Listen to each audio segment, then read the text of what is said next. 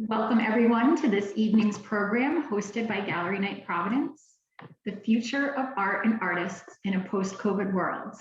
My name is Alyssa Ann Heller and I am the Executive Director of Gallery Night.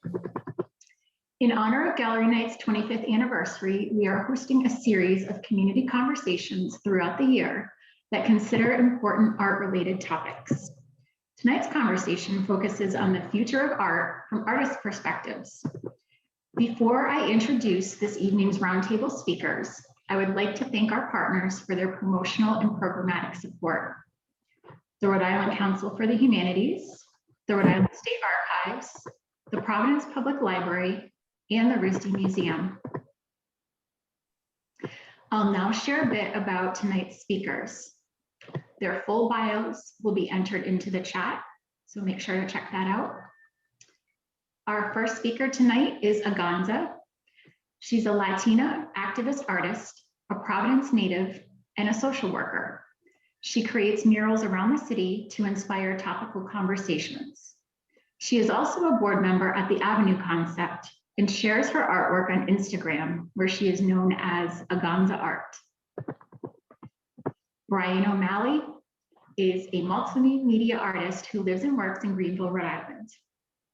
Brian is the curator of Rhode Island Independent Animators Shorts, a series of live screenings of short animated films. He also curated the exhibit of new media titled Digital Breath, Video and Sound Art in the Age of Global Connectivity, which is on view at the Newport Art Museum through June 6th. Next, we have Toby Sisson, an associate professor and director of the studio art program at Clark University in Worcester, Massachusetts.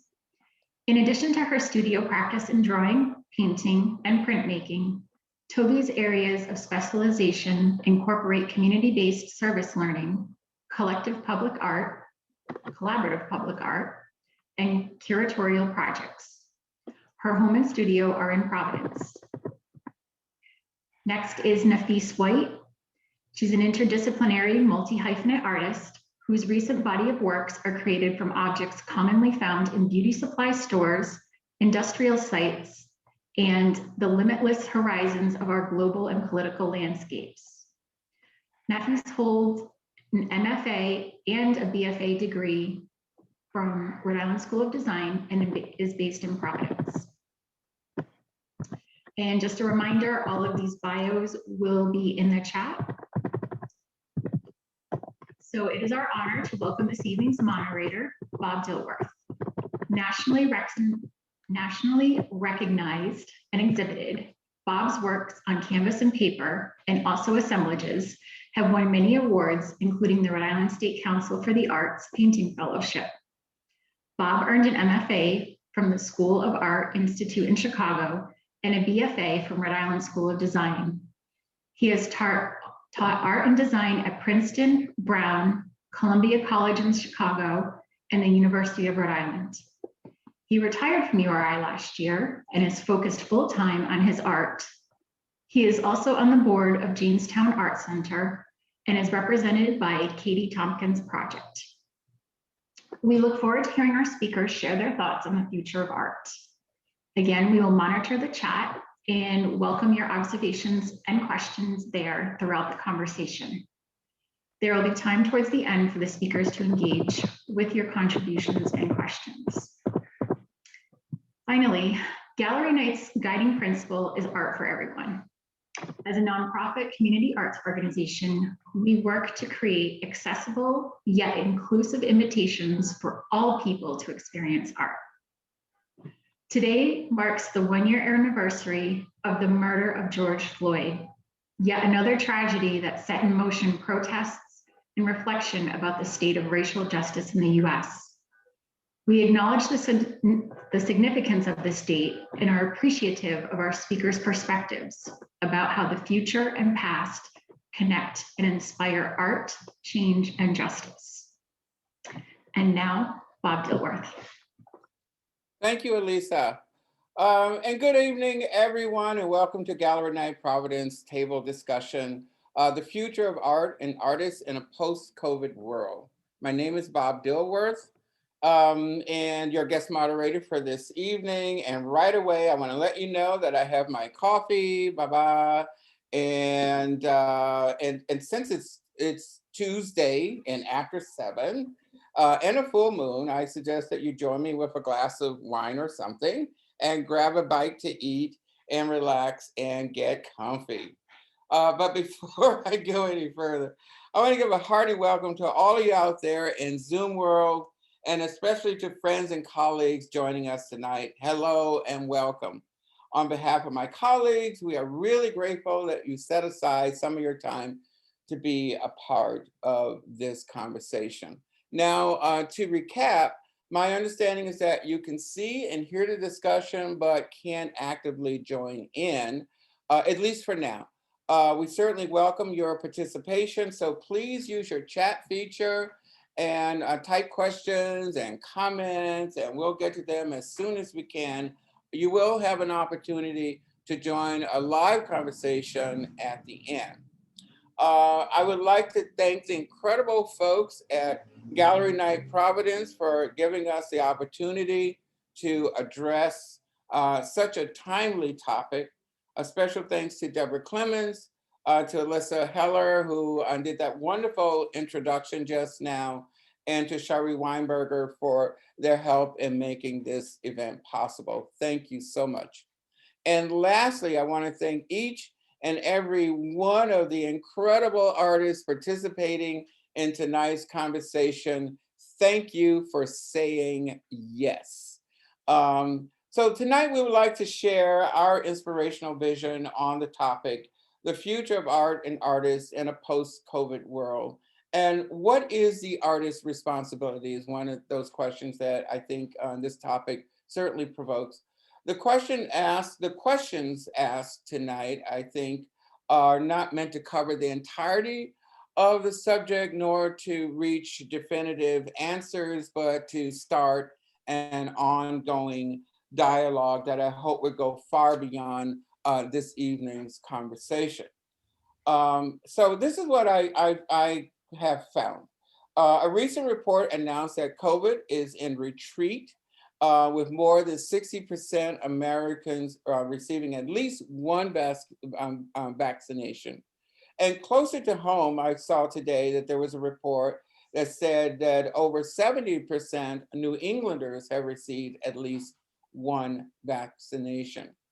Now, while these are good reports, these are great reports, still many are left a little jittery in terms of what to do next. There are conflicting messages about mask wearing and distancing, and still a lot of vaccination hesitancy that has become a part of our national debate at the moment. So with all of this, I don't know, I think it's okay to feel anxious, it's okay to feel nervous, it's okay to feel confused about this post-COVID world. So one of the things I think we're going to talk about tonight, or at least start to approach, is as we slowly open up, that is as a nation, and also you want to keep in mind that we are talking about Providence as well, with our focus on Providence. What does this mean for the arts community going forward? My first question to our panelists, and I think one of the ways that I'm hoping we can go about proceed, that is I'll ask a question. I will ask each of you to address it in your own way, and then maybe we can have some conversation, free conversation about whatever is talked about. So my first question is, as our values, professional and personal behavior have changed, that is over the period that we've all been isolated and been inside this pandemic, what are the possibilities and new perspectives that might inspire change in the arts community? And if you want me to repeat, I can do that or rephrase it. So maybe we'll start with Toby.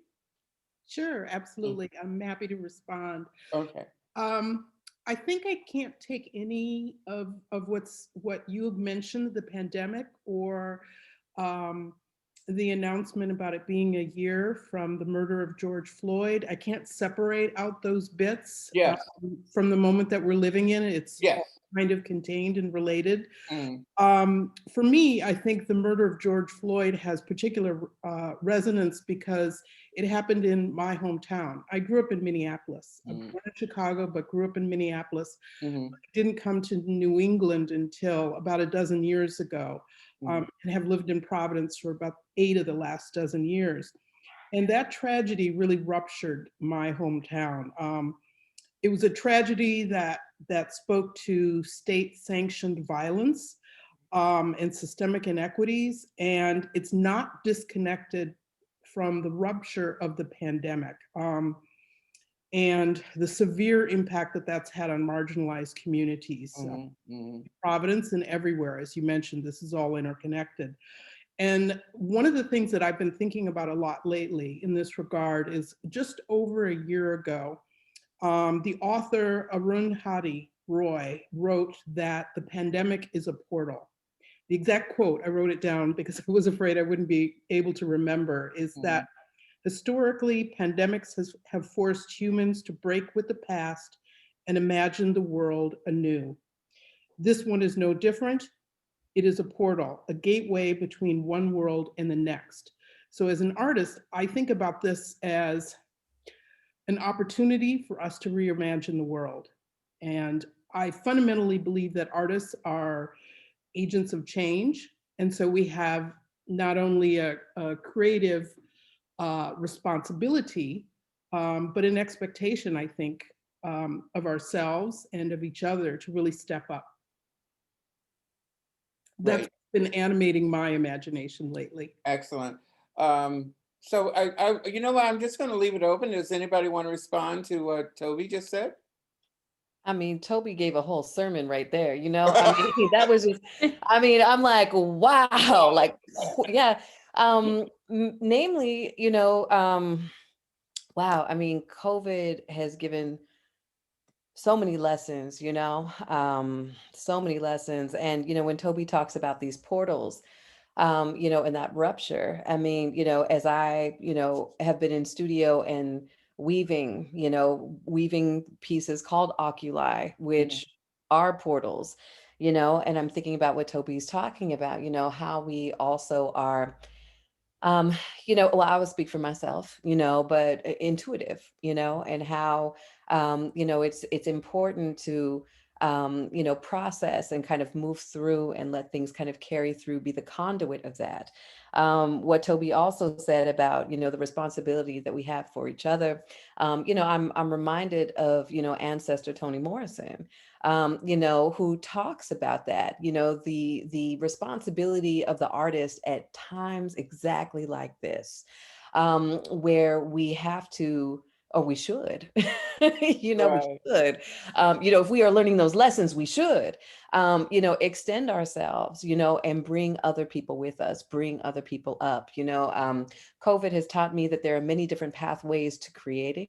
Part of that was, being, kind of a foundational member of a printmaking collective that created posters that, peppered the city. We were at almost every, vigil, every march, just making all of these works on paper, and thinking critically about how to not only inspire others, how to touch people in a real way, how to give ourselves, mhm, in in a way that is just without with like non-transactional. You know what I mean? Like it's for the purpose of creating change. It's for the purpose of saying we see each other. It's for the purpose of stimulating ideas and pushing together. You know what I mean? So during COVID, when everything was closed, things were dire. We were Breonna Taylor, George Floyd, and on and on and on, Dante Wright, da da da.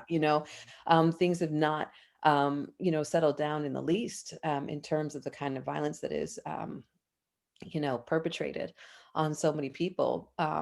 And through that, I have seen people come together with change on their minds, you know, who are willing to create art, who feel purpose and desire to do that, to challenge systems, to, you know, generate new ideas, to open things up, to create portals, like Toby said. So I just want to say, just, you know, I mean, what a time to be alive. And also as artists, what a powerful calling, and also what a grand responsibility that we have, to show up for each other and to bring others with us, as Toni Morrison would say. You know, it's our responsibility. So that's just what resonated with me, Toby. You just, you know, come on. It's Tuesday and you took me to church in like 2 minutes. I was just quoting, you know. Doing it. Again, the question the conversation started with the question, what are the possibilities and new perspectives that might change in the arts community? So maybe Brian, and then we'll hear from Aganza. I think that the really same, well, like Nafise was saying, the portal. Yeah. And for me, the portal is about moving through to a different realm. And so that's about migration. And it's very powerful when you talk about migration, because migration is really a part of the human experience. And we are in a phase right now during COVID, and now this, we call it post-COVID. We're not there quite yet. We're migrating into a different space. This past 15, 16 months, we have all been using our computers more, on screens more, but yet we have expanded. I think we've expanded everything, not only our minds, but I think our, we'll call it, we're artists, our palettes, what we have done. I have done more collaborating in the last 12 months than I've ever done my whole life. It's been wonderful. You know, you meet with somebody on a Zoom, you play an audio track, you talk about the movement of it. We stay safe, you know, maybe you don't feel like getting in your car. So I just think that portal is an important, you know, it's a powerful word. Like, art transports you, takes you to different places. For me, the word transcendental, you know, so a lot of times I'm making work that I want people to feel transported. I want them to feel like they're moving into a different place. You know, I want them to levitate. And I think, you know, if we can, you know, levitate for just a few minutes, a few seconds, you know, I think everybody, and I say myself included, is going to have a better experience. Leave your handbags at the door, come unabashedly you, and let the art, let whatever experience you're about to partake in lift you up. Great. Aganza, I saved you for last because your work is so powerful and it has been so inspirational. And one of the things that I have been inspired by, you know, as an older, mature artist, is, I mean, just the energy and the intelligence of this young generation, and how, I mean, and you guys are out there in the streets, I mean, really, you know, kicking it. So I'd like for you to, you know, maybe cap this off for us. Yes. I think personally for me, when Toby said it's rethinking, it's basically like you're restarting life. And I think that sums it up. I think for us, it's just we were so focused, we were so self-centered with life, like work and maintaining our families. But I feel with this COVID and everything that just happened, I feel like it stopped life and made us realize that we need to take care of us as humans.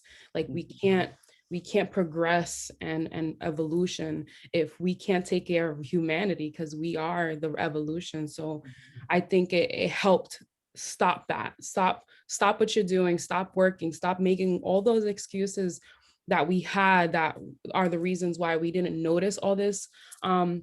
We did notice, but we ignored it, is the more question. And I think, you know, Breonna Taylor and everything that just happened, I feel like it's been happening and we've seen it, but we were just too busy with other things. So I think that was able to stop us and been like, no, we have the time now. So let's talk about it. If whether it's going to make you uncomfortable or not, because you don't have anything to do either. So let's talk about it and let's put this on blast and do something about it. And I think honestly, I think we needed that. We needed to stop, just stop what you're doing and let's stand up for each other. And so I think that whole restarting, I think it was a way of the universe of clicking that restart button and making us more subconscious of each other. So Great, great. You know, you make me think of another thing besides, this being a reflective time and, maybe a time to hit the reset button.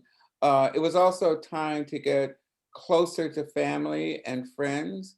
And one of the things that I found that, at least for me, I know personally, I got a lot closer to my family. I got a lot closer to my friends. And probably that was, partly because we could not see each other, there was this barrier in a way that, I mean, of course it was a barrier, it was called COVID. And we could not see one another. So it made those moments when we were able to talk, although via Zoom or telephone or text or email, that much more precious. So yeah, I think that's good. So this leads to my next question. Great, you guys just started out right away. So COVID has forced the nation to re-examine the meaning of democracy. It's forced the nation to re-examine the meaning of freedom and the meaning of independence. So how do you think this re-examination has affected the arts community? And maybe Aganza, since you were last with the last question, you might be first with this one. How's that?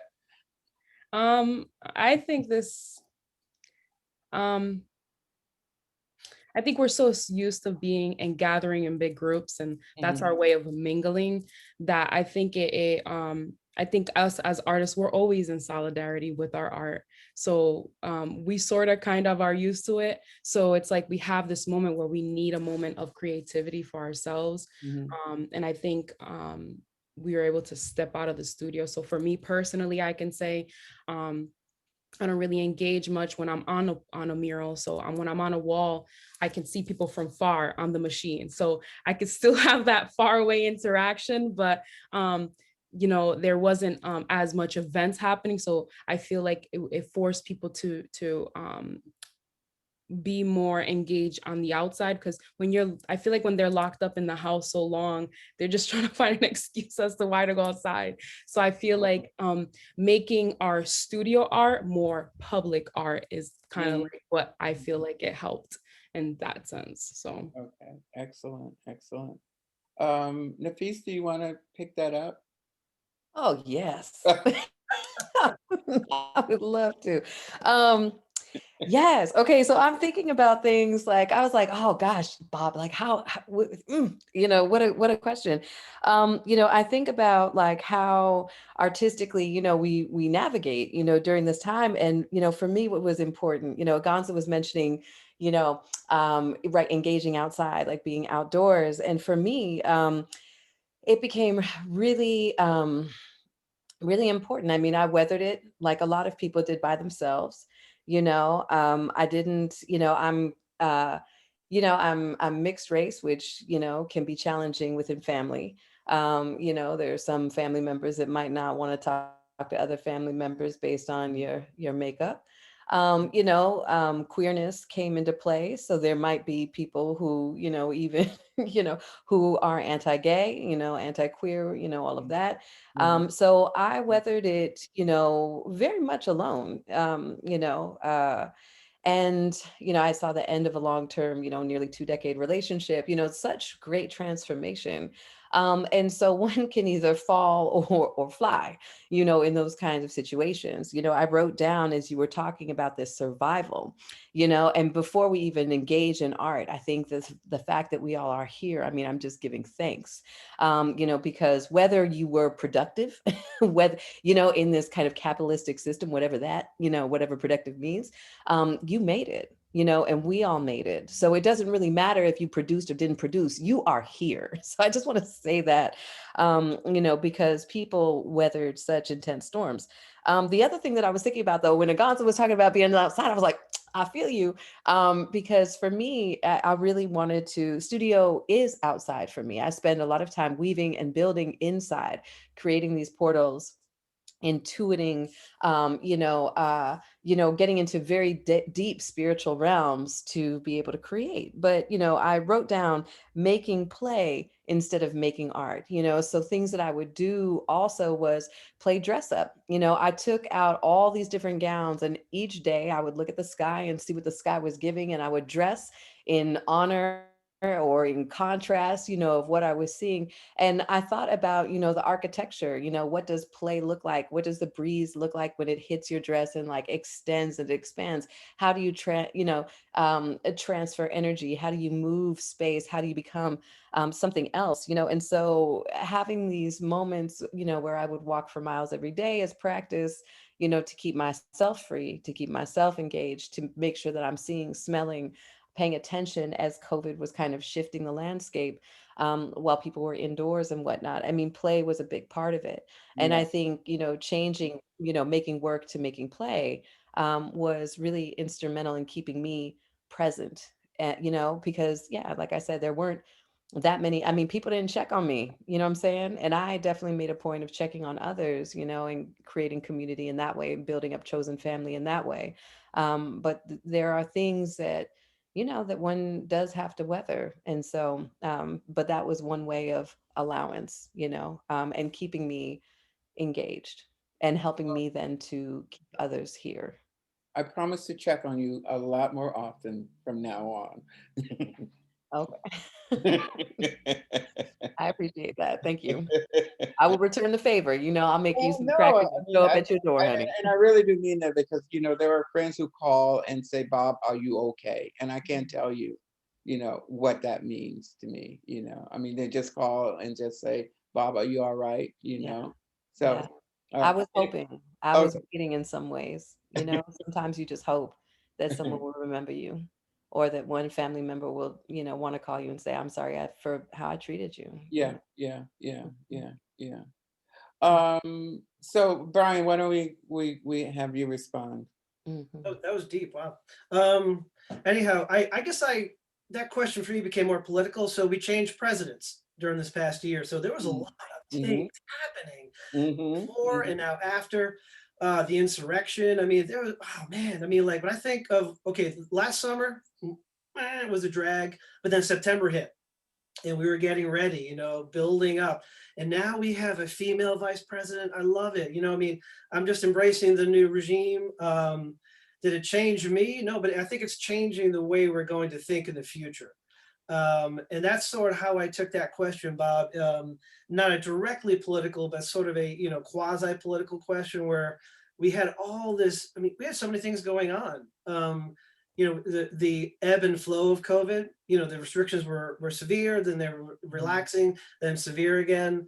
And I had a sick parent in the hospital, and it was so weird because I couldn't see them, and Right. then all of a sudden, you're getting ready to vote and you're getting ready to do all these things. And I remember standing in line, being so cognizant and aware of space and like, just, okay, I'm a good soldier. I'll go over here. Tell me where to go. And yeah, and I think in some way, as artists, we're always dealing with politics, whether it's directly or indirectly. You're making a gesture, you're making a comment, you're politicizing in a sense. So my work is a little more subtle, but in some respects, it points at things, especially mental health. Some work was about death that I made for the show in Newport.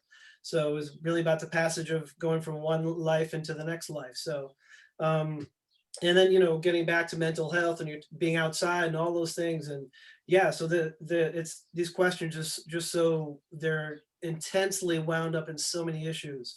I'm going to leave it like that. So, but yeah.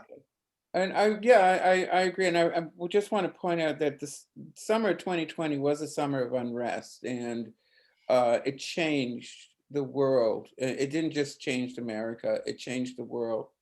It was just so, it reverberated throughout the world. And, to see folks in India, to see folks in other countries, advocating Black Lives Matter, I mean, that was powerful. It was very, very powerful.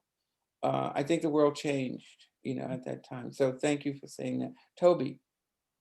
Yeah, absolutely. Mm. I keep thinking about what Brian said. The first response was about the desire to work collaboratively. I felt that very, very strongly. More than I ever have before. I've worked on collaborative projects in the past, but I actually really, really treasure my solo and alone time in the studio. But then when the pandemic hit and the world was experiencing unrest simultaneously, I really had a need to connect with other people. And maybe that was even stronger because we were thwarted, right? We couldn't connect with them physically. And so I had a strong desire to do collaborative work. And so I found myself trying to figure out ways to work with other people. Zoom, of course, was one of the mediums that a lot of us have relied upon, but I started doing more co-curatorial work. I found myself less and less isolated in my studio and more connected with my art community and looking at new kind of project work to do. Things that really had not captured me as much before now are really preoccupying and taking much more of my time. But there's always an element there that has to be connected to social justice, that has to be connected to work that feels meaningful. It can't just be connection that's lightweight or connection that's strictly social. It has to be things within the work that feel deeply meaningful for me right now. That's the important part that has to be present. And I think I was less concerned about that in the past, but much more so now. Excellent. And so what I'm going to do, because since we're on the topic of collaboration, I have a question that addresses that more directly. It was going to be more towards the end, but I think I'll ask it now. So as we think about rebuilding connections, rebuilding collaborations, and looking at old and new technologies, I'd like to emphasize this idea of old and new technologies that would help build bridges with communities. And those communities that have not traditionally enjoyed access to the arts. How do you see the responsibility of artists, arts organizations, even museums as we move forward? And why don't we start with Brian? Because let Brian kick this one off. Yeah, okay. So I just make a direct reference to, I think, the show in Newport, but even before that, I think it's an important responsibility as a community, for sure, 100%. And artists we're always thinking, we're thinking about different things. I don't want to use the cliche of outside the box, but you're thinking about, how can I get my work here? How can I get my work there? And let's face it, digital technology has helped us do that. So we're using this all the time. We're using our, laptops, everything, staying connected in so many different ways. Like, Toby was saying, like, she's had, more collaborative thoughts. And same for me, like, where I'm like, oh, I'm itching to do something with a musician. I'm itching to do something with, a live action, video artist. And, reaching out to places like museums or even smaller institutions, galleries, even gallery night. Like, how can we collaborate with gallery night? Let's say the group we have here, maybe we would do something downtown. It would be like a pop-up show you were talking about, Bob. But to get back to the Newport show, like, they were so open-minded about, okay, I'm going to bring in a bunch of artists here, and here's what we're going to do to the space. And we didn't have all the equipment, and we got the equipment, we made it happen. The installers were amazing. And so, yeah, just everything happened because people laid their egos down and they said, let's get to the finish line. Nobody was, trying to dictate any like leadership role. It was like, okay, we're all going to be co-leaders, and that's what made it happen. And I think if we can do that, that's what's going to make everything, I think, better in the future as we collaborate more because of digital technology. Okay. Aganza, why don't you take that one?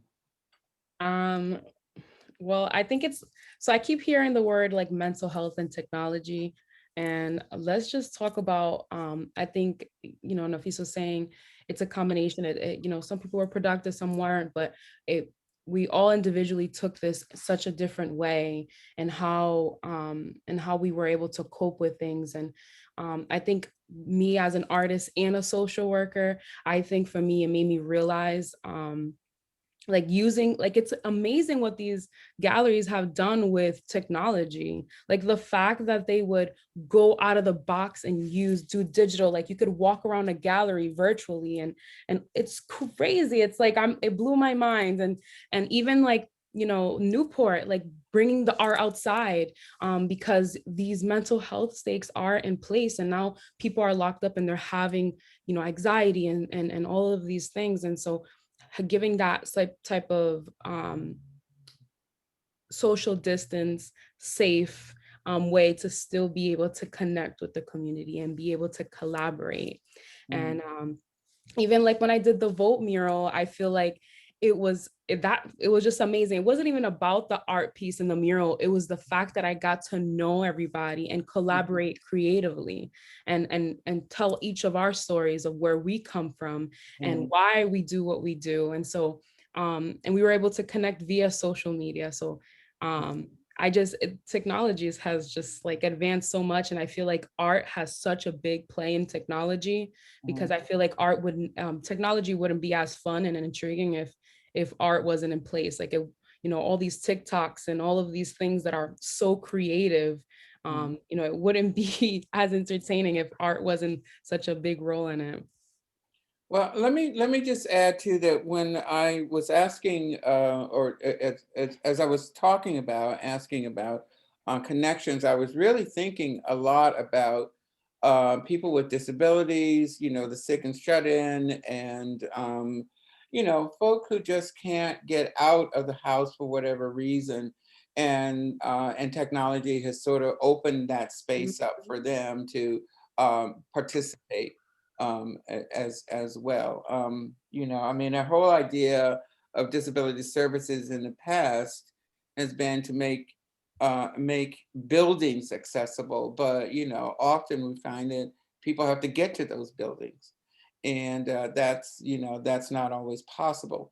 So when I talked about building bridges, I really meant building bridges to that community that normally does not have access to things that other people take for granted. So I'll ask Toby to pick up again on this. Sure, absolutely.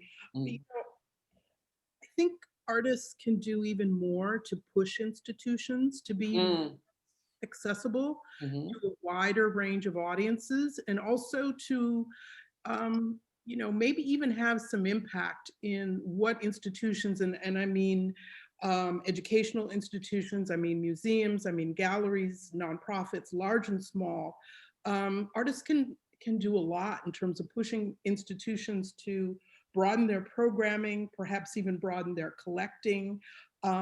I believe artists drive the bus. Without us, none of these other you know, entities exist. Galleries don't exist without artists. Museums don't exist without artists. And sometimes I think we have a tendency to put ourselves at the bottom of the pecking order, where everybody else gets to say what will happen next. And then the artists are just looking for that opportunity, hoping to be invited, hoping to ask, hoping to fit in, when in fact, it should all really revolve around us.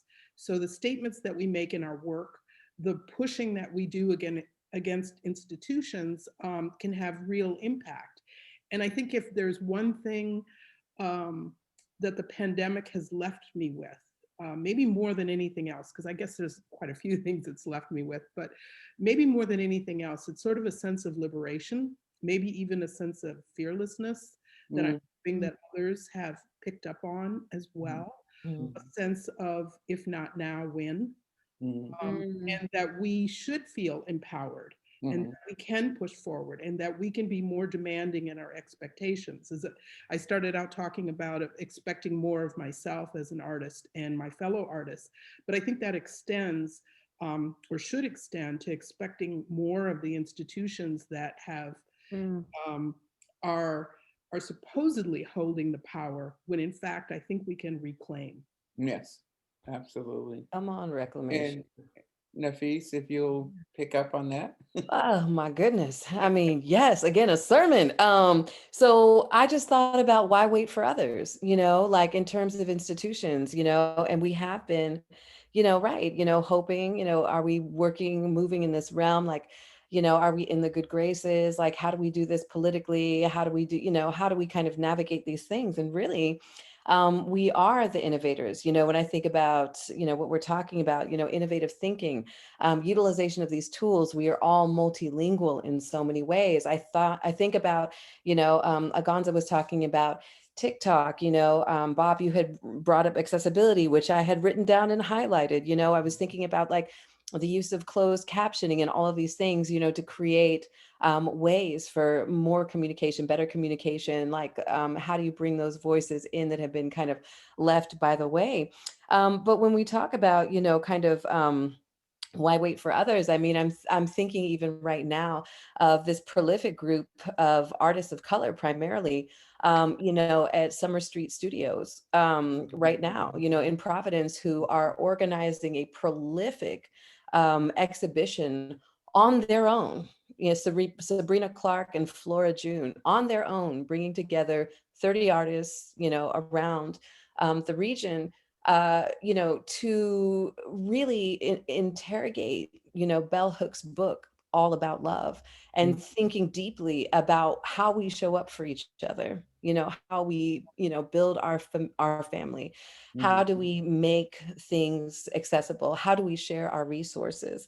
So I'm just thinking about what they're putting on in June, these two festivals, basically at the beginning and mid, and how prolific that is, that artists really are taking this opportunity in this moment, not only, as Brian said earlier and others, about, creating these collaborative places, but showing up and actually changing the way that we move forward. If institutions, have let us down, maybe in the past, or been super selective, or maybe if you didn't go to that school or don't have this particular pedigree, I mean, all of a sudden the playing field is more leveled. And really, it's about what you're saying, it's about Yeah. what you're creating, it's about how you touch others. So that to me is so exciting. And what a powerful time to be here and experience that and be able to be part of that. Yeah. So yeah. And I have to say too that the images last summer were, I mean, the images that you see on TV and the images that were broadcast through social media, and I mean, they were really, really powerful. And that was for me the beginning of this new form of communication through art, and how powerful art was, and the place that it had in the social justice movement. So yeah. So Nafise, why don't you start this next question? And the Ooh, question, the pressure's on. Go ahead. pressure is on, but you guys have talked about this already, so you're the ace team. Let me tell you, you guys are on the ball. Okay, so pop-up spaces have existed for decades, but here's an opportunity. We've already talked about this a little bit, touched on it, but here's an opportunity to redefine the concept to meet today's challenges. Yeah. As we learn to communicate differently in these spaces, can we talk a little bit about immersive art, socially engaged art, and using public and community spaces more, or maybe even differently? So, Nafise, I mean, I'm, away. yeah, I mean, I can talk about, right, using spaces differently. I mean, talking about this show that's coming up, for example. So, Love, right? Mhm. So based on Bell Hooks' book, All About Love, All about. thinking about when you have, like, someone has access to a 3,000 square foot warehouse space, in Providence. Well, what can you do with that? Who knows how to do construction? Who's got money that they can, that offer up? Who's got, time for painting? Who's got, a curatorial eye? Who knows who in these different realms and regions? Like, people who can connect people to people, like in this realm, and people kind of run in cliques sometimes. And I've seen this, in Providence. I think it happens everywhere. But what I love that I'm seeing right now, especially with this young group of curators, Sabrina Clark and Flora June, is that they're reaching out and expanding beyond, and bringing people together from all these different backgrounds, all these different ages, all these different abilities, And that's the kind of stuff that gets me excited. That's the kind of thing, in terms of pop-ups, that really like fires up the imagination, because I think about the ripple of being in those rooms at those times. What is it to, bring somebody in who does meditation and somatic work, after, a close reading of a book, and then like, maybe, exhibition of short films. I mean, all of these things happening together and breaking bread together. Like, I'm such a fan of really, breaking down all of these different walls and, welcoming people in Mm-hmm. to come as you are, and to bring the gifts that you have. I mean, thank God we're all different. You know what I mean? And we all have different things that we can share. And when that happens, what I mean, can you imagine what will happen to Providence when, these groups of artists, and of which we are all part also, how we touch others and those people extend, and share the resources. This is another thing I just want to say also, this kind of like, in past, in terms of like, getting grants or having the understanding of the lingo and the language to be able to, apply to things, or all these different things, is like, when, oh dear, I was about to go in, and it went fleeting a little bit, in terms of accessibility, and in terms of people understanding kind of how things work. I mean, we're kind of blowing the doors down on the etiquette, and really creating spaces where, it's not about hierarchy or anything like that. It's really about, what you can provide. What I was going to say is, I am not a believer in scarcity thinking. I am not a fan. I don't work in that way, as a community activist myself. It is for me, you be judged by how you share and how you bring others up. You know what I mean? And how you sustain. I'm not interested in performance. I'm interested in action, and sustained action over time. Like how you can enrich. And I mean, like, in a deep way that people will continue to enrich others. So I don't have that scarcity mentality. I'm all about, as I move along this journey, philanthropy and sharing in those ways. But I like what I'm seeing. I love what I'm seeing.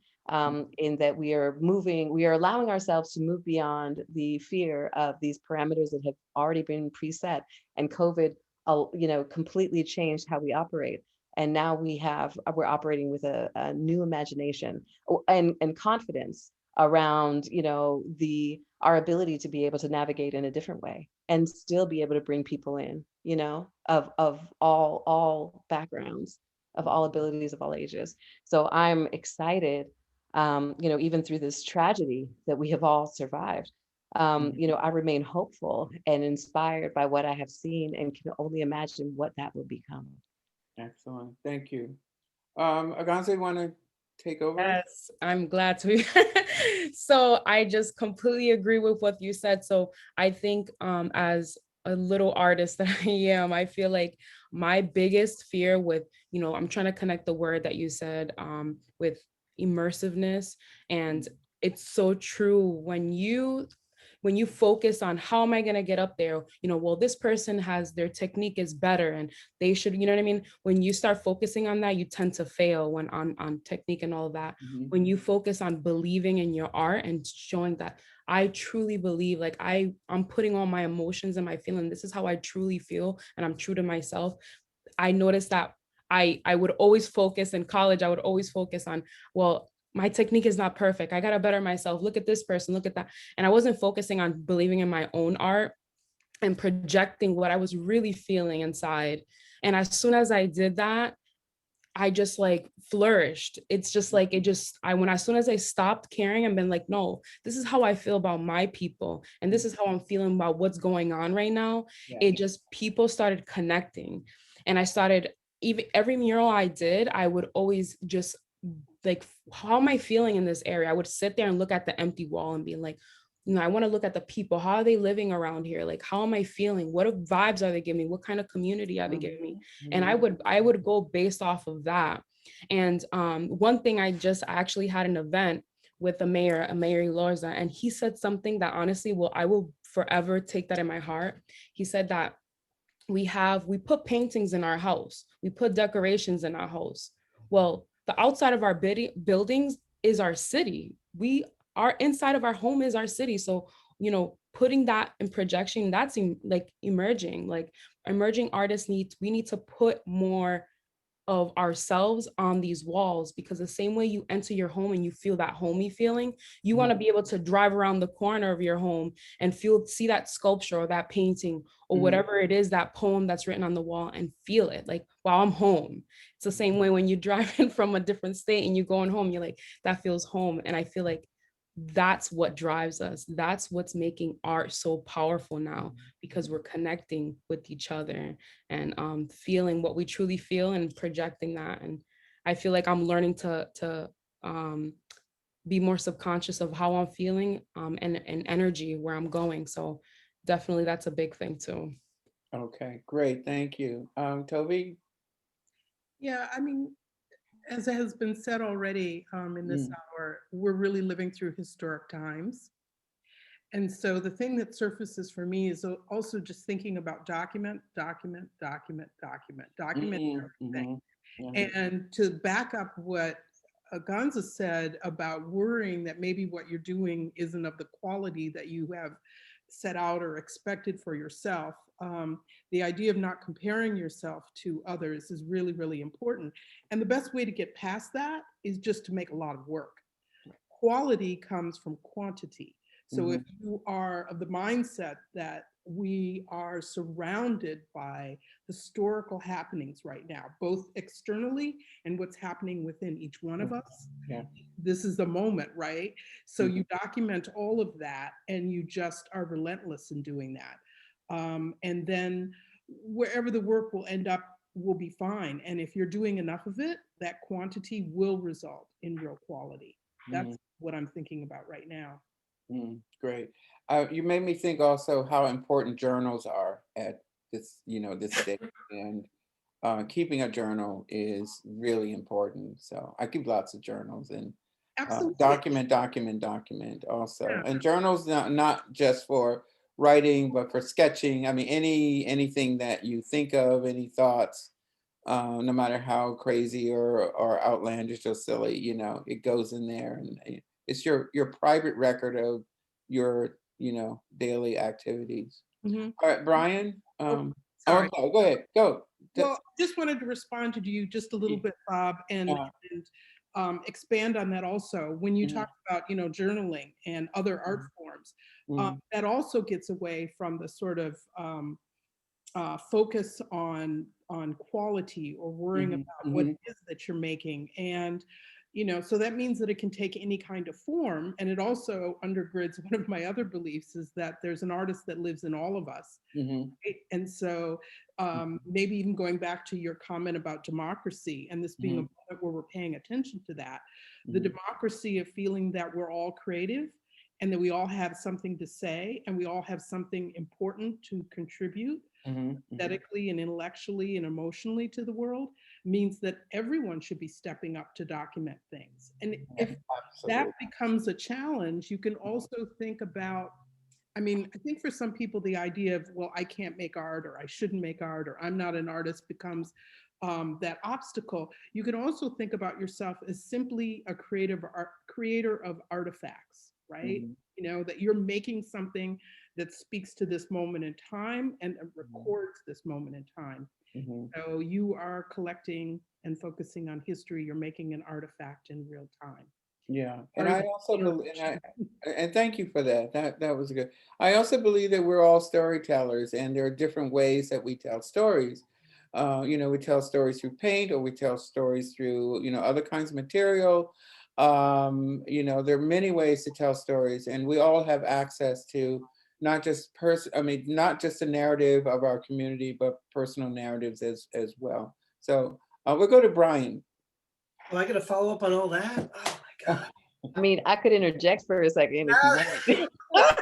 My brain is on fire. So April Brown says, what is the responsibility institutionalized spaces to the community? So that's a great question, because it goes back to, this is a gallery night event and gallery night. I can't wait for this summer. I just can't wait, because it really hasn't started yet. What is going to happen in downtown Providence, because I lived in Providence my whole life for the most part. And then now I live in the burbs, but I'm just a hop, skip, and a jump. So I just can't wait for the fire, you know, not literal, but that's going to happen in Providence. But I think that question, what is the responsibility of institutions? They need to empower us because, as Toby says, we drive the bus. So we know what we're doing. Like, you just got to give us a little bit of space, a little bit of time, a little bit of money, and we can make it happen, because you don't need much. We can rub a few nickels together and really create a lot of things. So, and you know, it doesn't have to happen. It doesn't have to happen in a square space. It can happen out in the street. It also brings me to, you know, we talked about, you know, like, I guess, to the community and what brings us all together. One of the most important things that I think we all do, and it's a form of art, is food. Why couldn't we have like something where we're, you know, we have a community, you know, chef off, and there's other things happening, you know, like, you bring your mom's recipe down, and, you know, maybe we'll turn that into a poem on the wall. We'll take bits and pieces of it. So I think, you know, collaborating with people is easy, actually. It really is. You just have to say, I'm here. The only thing you expect of me or the group is to work and to think and to enjoy each other's company. And that's how collaboration can just sort of spring from there. So, so yeah, that's about, I mean, that's all I'm going to touch on that. But I just, like I said, I think that Providence is kind of in need of, you know, last summer Providence was dead. I couldn't believe how dead it was. I would ride my bike downtown. I'm like, you kidding me, right? I had a show downtown. Nobody came. And it was like, okay, what's going to happen? And so now here we are a year later, and we're back. And what is going to happen? And one of the things I'm going to make happen in the community is RIIA shorts. I'm going to bring the films that I have to communities. Nice. I've got 2 venues already. I'm hoping to go like maybe Slater Park, Westerly, like wherever. Invite me and I'll be there. I've got the equipment. No, nothing, no funds, no nothing. I'll be there. We can have a 1-hour film session. Let's do it. Yeah. Well, I can tell you what's going to happen with me in Providence. I'm going to hug everybody I see. That's what's going to happen. I can't wait to see people out in the streets having a good time. Can I make one? Can I? Yeah, you wanted to say. I'm dying. First of all, you know, what Brian said about, now I appreciate, and I just want to say, you know, in terms of the generosity, and again, artists are badasses, and the most incredible, generous, powerful, like, you know, and I mean, I want to see you not have to necessarily rub nickels together. I want to see you get some serious backing. I want to see artists and art collectives in this city actually get some capital to actually do some fucking work.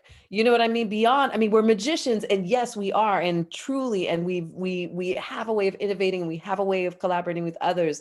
However, show us that it is valuable. You know, I mean, this is something that is a profession, you know, that requires so much work, so much time, as, you know, as Toby mentioned, you know, this is like, you know, the time that it takes, you know, it's quality. How is it quality? Well, because of the time, you know, the amount of time it takes, you know, to fail better. And, you know, right. As Samuel Beckett says, you know, fail better, and, you know, keep it going. Right. So that's one thing I was thinking about, is enrichment in real, tangible ways, you know, because the more capital you are able to put into that, the more it can reach out, the more it can sustain our practices, right? And I want to see Brian have that. You know, I want more than nickels. I want like thousands of dollars, like going to this man, you know, to produce those things. When Aganza is getting ready for a mural, I want like teams. You know what I'm saying? I want thousands of dollars behind that. When Toby is doing curatorial work, or, you know, working on the powerful work that she does, which is just insane. Like,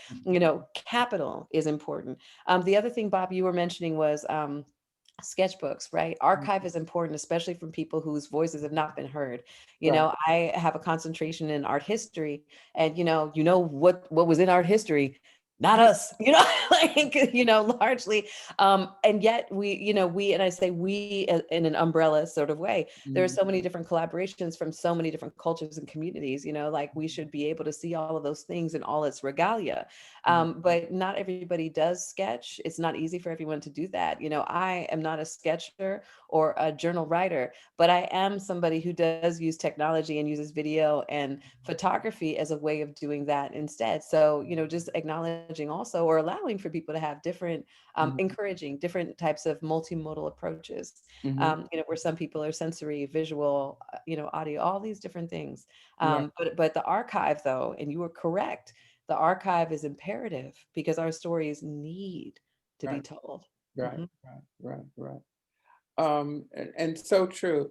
So I have one more question. It is 8:04, and I think we need some time to engage our audience, because it looks like we have a lot of comments and questions out there. So my last question is also, COVID has forced us to redefine quote unquote normal.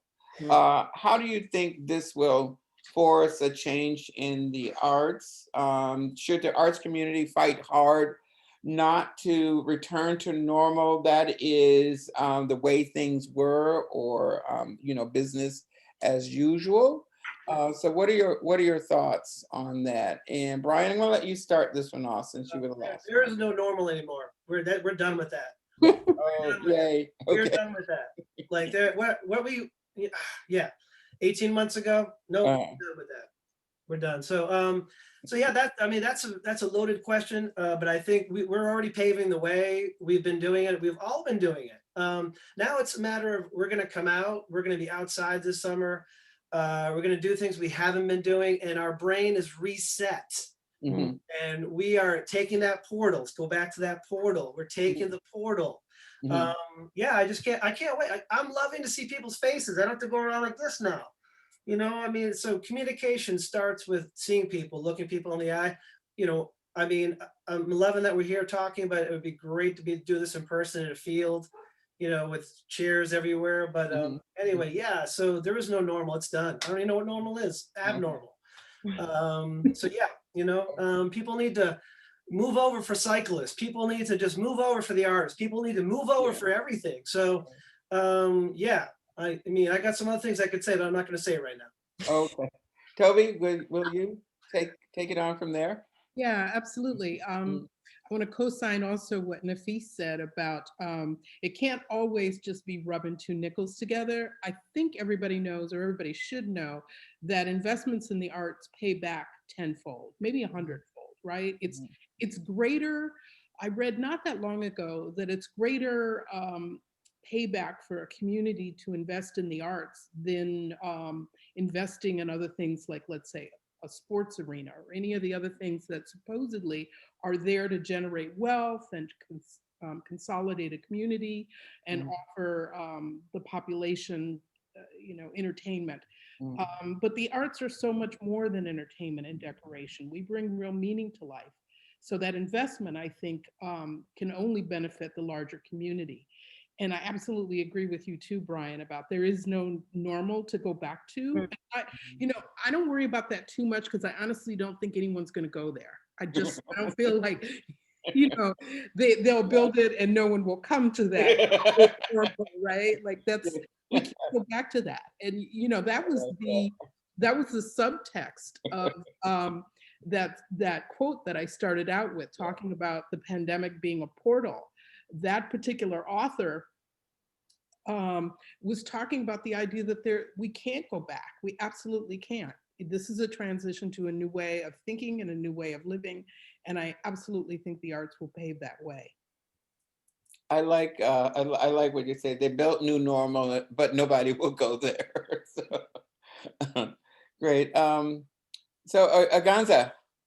Yes.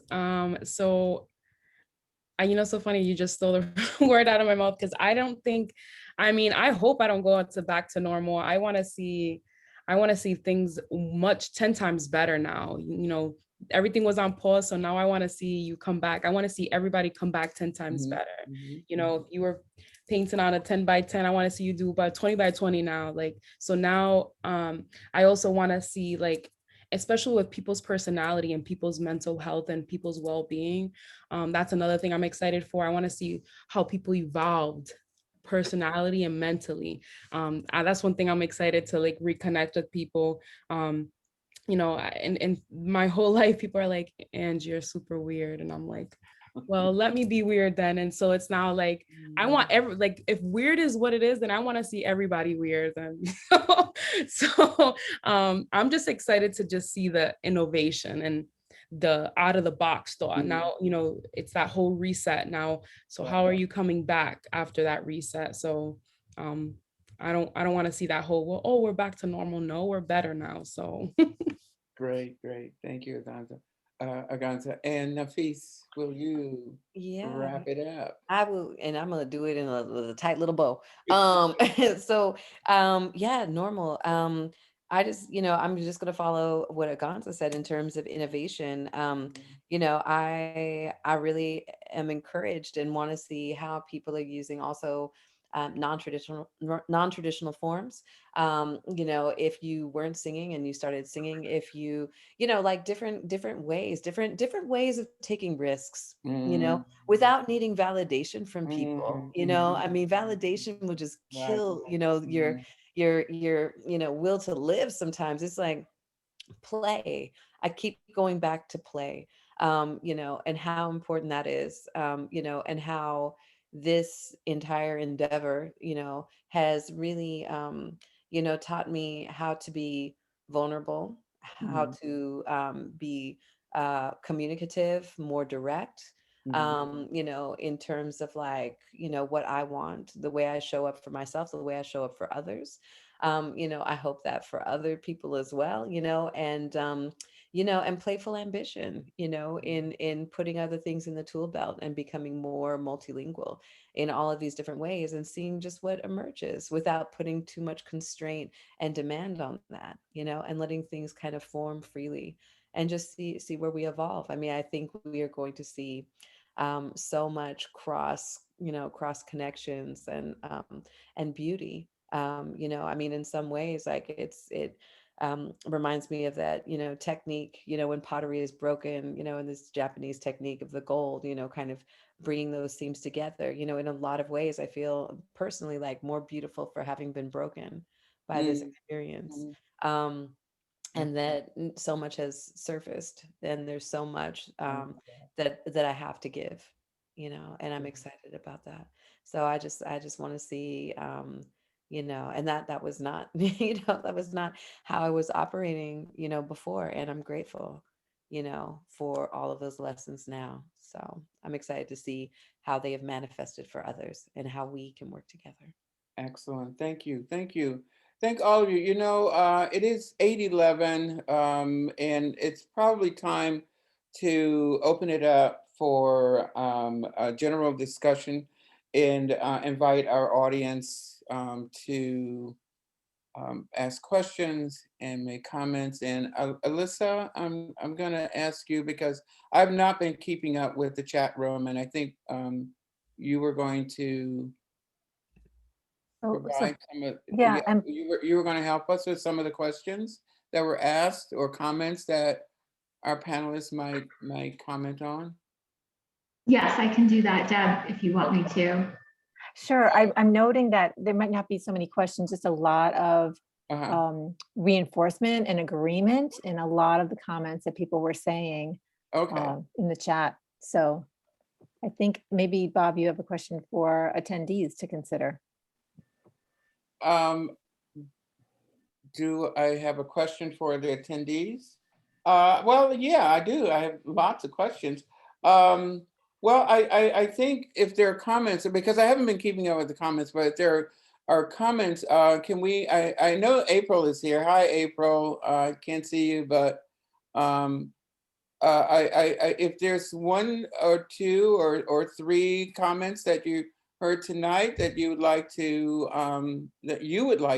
elaborate on, I did mention April, but anyone can join in this conversation on any of the issues that we brought up tonight. So, well, Bob, one of the items that April had typed in the chat is, what is the responsibility for institutionalized spaces to the community? Okay. That was one. And then, well, does anybody want to take that question? Any one of our panelists Well, Brian took that question. Yeah, I I took think, that. Brian, you, Yeah, I thought we I did. meant I to thought we mention did it. Yeah, did Yeah. that question. I saw her typing that and I thought that's a Yeah. great question. All So, right, yeah, but Toby has Toby a wants to address but it. Toby has a response. So Toby, go. Absolutely. I think institutions can be a lot more aggressive in, I mentioned this a little bit earlier, but I Mhm. maybe bears repeating. You know, diversify your boards, diversify your collections committee, oh, diversify your curatorial staff, come on. diversify every position of power. People of color cannot just be guarding the artworks or selling admissions tickets at the front door. They absolutely have to have more say-so and more opportunities to control the direction of the institution at large. The curatorial staff gets to make decisions about who the institution is showing, what exhibitions are slated for the next 2 years, 3 years, 5 years, and beyond. The board of directors get to make decisions about where the allocations of funds go. Collections committees get to make decisions about what artwork is going to be acquired by the institution. This makes real material difference in the lives of local artists. This makes a real difference in what audiences and the public gets to see when they enter your institution. And this goes for, you know, the big and the small, the nonprofits and, you know, the institutions that actually have quite an endowment and a heavyweight philanthropic board. It's long overdue. And it's something that I think we've heard a lot of lip service about. I think we've seen a lot of corporations and institutions and philanthropists give a lot of lip service to everything from Black Lives Matter to, you know, wanting to support marginalized communities during the pandemic, but I haven't seen a lot of actual action happening in the upper echelons of these institutions. So that's what I think institutions can do. I think that's a really, really good point. Does anybody else want to speak to that? I'm just going to refer to a comment. Sherry Weinberger says, not going back to the way things were, we must make better, demand better, and work for better. And really what Toby just said, we have to demand better and we need more. Like she's, okay, these institutions that have only a few people at the top, let's spread that out. You know, invite guest curators, you know, just diversify more. You know, and that is the way, that is the new normal. That's our new normal. Like, we're not going to do it the way we did it before. That's it. We're breaking that. Done. So I thought that was because it kind of, you know, pigeon-tailed off of what Toby was saying and then what we were talking about in terms of the new normal. So yeah, great little thought there, Sherry. I was thinking also about Latonya Autry, who is somebody I've been in conversation with and actually was the person who nominated me to get this opportunity, which I have a huge solo show opening in Cleveland in the next month, much to, to her effort. And when she talks about museums not being neutral, I mean, she had been gaslit in such an incredible way by the institution. And I just think about, the bringing in of voices that have not normally been in these spaces, but tokenizing those people and having like a person who then has to then shoulder the racism work or the diversity and inclusion or all this other stuff. Like, Toni Morrison talks about, the real work of racism really is it keeps you busy. I mean, a lot of these progressive institutions also don't see themselves as racist, and they are, as in how, if not in overt ways, but in gatekeeping, and also in pushing, and I've seen it, even within this region, pushing Black women out of, curatorial positions or artists out who, are making too much noise or, yeah. So I mean, Toby, you said it, and we've been watching this, and thank goodness for social media. And all these platforms where people can not only share their experiences, but also share the documentation behind it. There's a real desire I've seen, also, out in the ether and protecting the integrity of these collections, and what that means, museum exhibitions, but for whom? I remember back in the day, this person doesn't work at the RISD Museum anymore, but expressed real concern about having communities that weren't generally represented there. Like, what are they going to do when they come here? And I'm like, they're going to look at the art like you are. Right. You know what I mean? But this real fear, like real fear and disdain, and these are people, that you got to collaborate with who would never, never, I'm not racist. Oh, but they're protecting, and they don't want people entering the space. And if that's happening on a level of just, coming to enjoy the space, then you can imagine, like you said, Toby, board of trustees, commissions, all of those. So, I mean, it's really a mirror moment, like really look at what's happening, and these groups need to decide, is this okay? Is this okay? Is this where we stand? And hopefully there are people who say this is not who we are. And also, it's like, oh, I don't know any artists of color. I don't know this. I don't know any who are, it's like, no. Those are the excuses of the 1960s. You don't have, we have Google. You can find a plethora of artists in, of any background, of any expertise these days. I mean, so those kinds of, excuses no longer hold water to me. So let me ask you, how could we as artists and how could we as community members be really active in changing the board and changing the curatorial staff and changing the development staff of these institutions? Because, we are giving it lip service right now, and I understand the problem. And we've all have seen this problem exist for a long time. But now's the time to act. And my name's Angel Smith. Hello. Oh, I'm sorry. I heard someone say, Toby, you had your hand up. Well, if one of the audience members would like to speak up. I'm not. Yeah. Who is this? It was Angel Smith. Hi, Angel. Hi. How you doing? I'm well. How was everyone? Yeah. What do you have to say? Well, in listening, is it Aganza? Is that how you say your name? Aganza, yes. I think that in listening to you and your passion about art and wanting to do better, wanting to be better, I think that it's the pinnacle of what we do as artists, because it's not.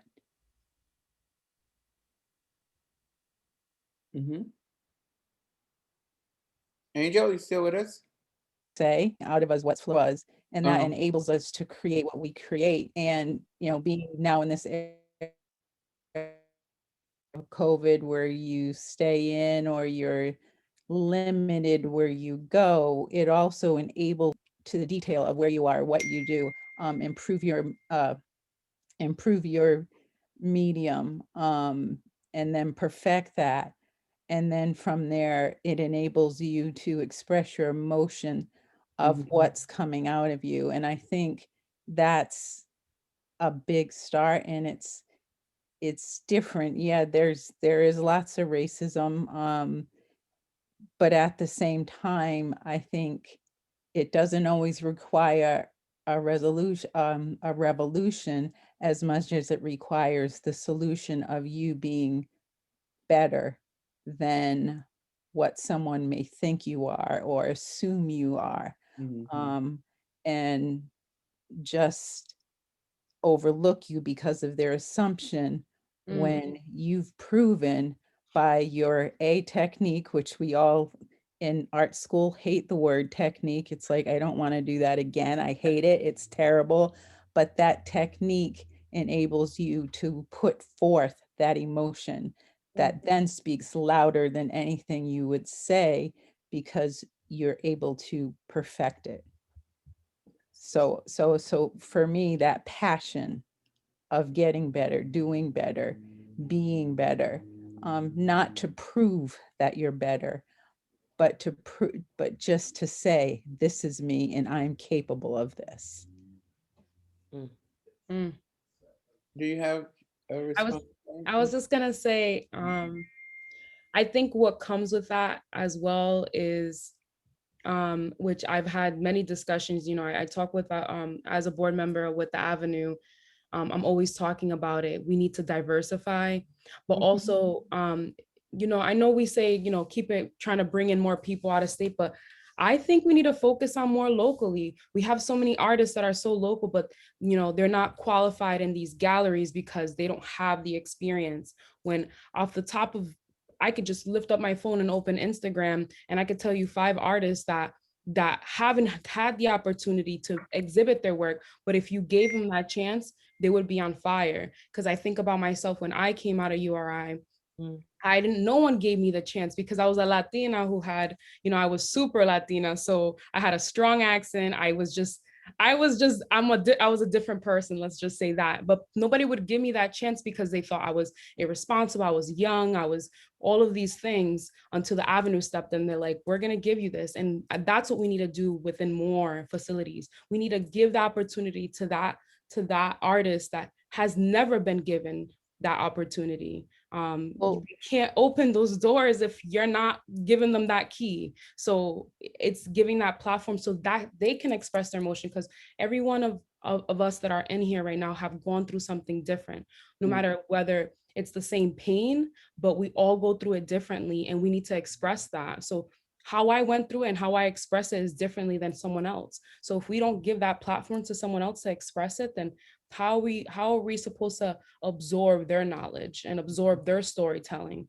So I think that's another thing that we need to push more in our community, is giving opportunities to those who haven't had it yet. So it's true. I'm a Native American Black woman. And I am a quiet annihilator, to say it nicely. I work behind the scenes and I'll do things and what I do like, this sounds sort of unkind, but it's not meant to be unkind, but I do like going to an art exhibit that people do not know my work, they do not know who I am, and I like standing there watching them and hearing them and then saying, no, that was not my thought, this is not why I did what I did, or whatever. But what it's done, it's also enabled me to recognize and also to learn that regardless of what someone says, I know who I am, I know what I do, and I know I do it well. And I think that that helps move us along, you know, particularly as women, because we are blessed to be in a time where we do have a little bit more quote power, or recognition, not as much, but we're making movements forward. Angel, thank you so much. That was really, really, really powerful. Yeah, thank you, Angel. That was great. You're welcome. Thank you. Thank you for listening. Response? I'm sorry.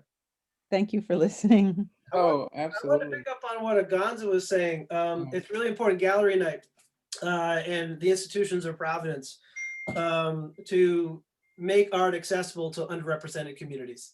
So as a teacher, I taught in Roxbury at the community college, and 92% of my students identify as non-white. When I brought them to the MFA, for some, it was the first time they had been to a museum, the first time they'd seen art on walls, you know, they blew their mind. So I think that's the role of not only the artists getting the community out to these places, but also, you know, things like gallery night, and also the community of Providence in general. So just something I was thinking about when you guys were talking. So. Thank you, Brian. Bob, I'm going to pass it to you. We're going to wrap it up. Okay, Toby, I think you had something to say, and we'll maybe give you the last word. Your hand was up a little while back there, so. Sure. I just wanted to comment on the idea that, you know, there are multiple ways that institutions can diversify the boards. I want to appreciate what Nafise said about you don't always want to rely on the same core group of people, or just, you know, a token one or two. members or of the community or people of color to diversify those boards. And one of the ways that boards can do that, and collections committees and institutions can do that, is by including more artists. It's surprising, but a lot of institutional boards and collection committees don't have a large number of artists represented, but what they do very often have is a large number of donors. And that just sort of reinforces the old guard. And I can understand why institutions want people who are willing to write big checks to serve on these panels and boards. But, you know, but when we disrupt that system and actually make it much more democratic and represented by artists, that's when those systems will change. Great, thank you. Well, as I said earlier, and thank you everyone. As I said earlier, the questions that we asked tonight, the questions we addressed were, you know, not meant to produce any definitive answers, but perhaps I'm hoping that the dialogue inspired us to inquire more about this evening's conversation. So I'd like to thank the participants tonight and thank the gallery, Night Providence, and thank everyone who joined us tonight. Wish you peace and much safety, so stay safe. Thank you. Thank you, Bob. And I want to thank, special thank you to all of you panelists, Nafise, Brian, Toby, Aganza, for all of your insights, your collaborations, contributions, not only to the arts here in Rhode Island, but around the country. Some more thank yous and announcements. Thank you also to Deb Clemens, Assistant Director of the Public and Academic Programs at the RISD Museum. Deb's also a Gallery Night board member of 20 years, and thank you to her for coordinating this 3-part program. If you didn't hear the first installment, The History of Gallery Night Providence, you can find the replay on the Gallery Night website. Please watch out also for this 3rd event of this 3-part series that will be on October 25th. Thank you to Gallery Night's board president, Shari Weinberger, for her behind-the-scenes support and tireless dedication. Thank you to our funders, the Rhode Island State Council for the Humanities, the Rhode Island State Council on the Arts, the City of Providence's Department of Arts, Culture, and Tourism, Dr. Joseph Chasen, and the State of Rhode Island. Next, I'd like to announce that in-person Gallery Night walking tours are happening for the first time since 2019. Mark your calendars for the 3rd Thursday of every month. Note that our next Gallery Night is June 17th. And even if you can't join in person, we are still continuing to broadcast live from each gallery on our Facebook page that night, or you can catch the replays later on the Gallery Night YouTube channel. Speaking of 2019, the tours that we actually had Bob Dilworth as a celebrity guide. And Bob, we would love to have you back this season as a celebrity guide. And I would like to invite each of you, Nafise, Brian, Toby, and Aganza, to be celebrity guides as well. I think you'd have a lot of fun on the tours, and I think the public in Providence and all of those who travel to Rhode Island would really get that extra special experience having you on those tours. And then just a couple of final announcements. During the month of June, there will be a Gallery Night scavenger hunt within the lobby of the Graduate Hotel, which is formerly the Biltmore. Watch your email for more details. And then lastly, I'd like to invite you to celebrate Gallery Night's 25th birthday with cake and candles on the July 15th Gallery Night, as well as during the family walking tours on Sunday, July 25th. Again, thank you everyone for watching tonight, and art for everyone. Thank you. Good night, everybody. Good night. Hi, everyone.